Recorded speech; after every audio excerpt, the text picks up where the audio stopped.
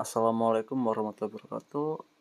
Perkenalkan, nama saya Istak dengan NIM 220772 dari RA5 Manajemen. Tujuan saya membuat video ini guna untuk memenuhi tugas UAS mata kuliah Pendidikan Pancasila dengan dosen pengampu Bu Elinita Direstawati MPD.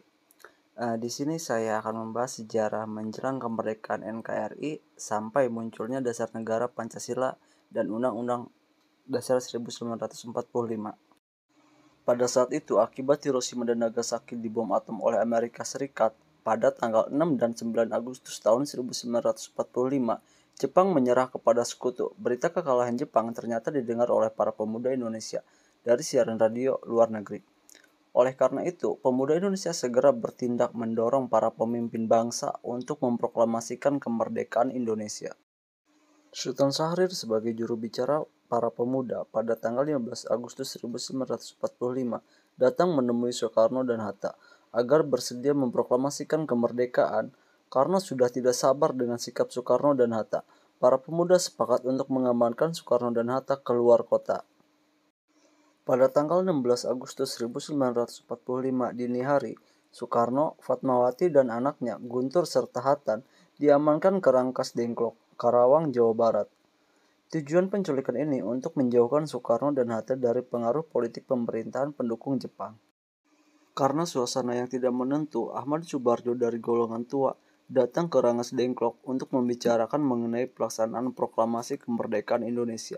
Ahmad Subarjo memberi jaminan pada para pemuda bahwa esok, bagi selambat-lambatnya pukul jam 12 waktu Indonesia Barat, Soekarno dan Hatta sudah memproklamasikan kemerdekaan Indonesia.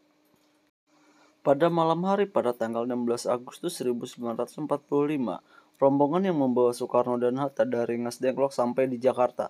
Agar lebih aman, mereka berkumpul di rumah Laksamana Muda Maeda di Jalan Imam Bonjol nomor 1 Jakarta.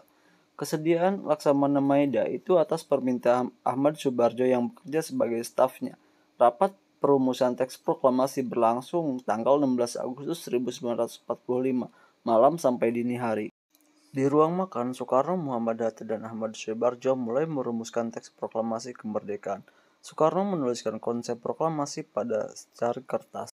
Pukul 4 waktu Indonesia Barat, tanggal 17 Agustus 1945, Soekarno membuka pertemuan dini hari dan naskah proklamasi, kemudian diketik oleh Sayuti Malik. Setelah jadi, Soekarno dan Hatta langsung menandatangani teks tersebut. Tepat pada pukul 10, Soekarno dan Hatta atas nama bangsa Indonesia membacakan proklamasi. Proklamasi kemerdekaan Indonesia merupakan puncak perjuangan bangsa Indonesia yang sudah berlangsung berabad lamanya. Keberhasilan perjuangan itu akan ditandai dengan adanya proklamasi kemerdekaan. Oleh karena itu, tidak mengherankan karena peristiwa itu dihadiri banyak orang. Ribuan orang hadir di Jalan Pegangsari Timur nomor 56 Jakarta untuk menyaksikan hari yang sangat bersejarah itu. Selanjutnya, berlanjut pasca kelahiran Pancasila yang ada kaitannya dengan perkecambuknya pada media 40-an. Waktu itu adanya rapat BPU PKI.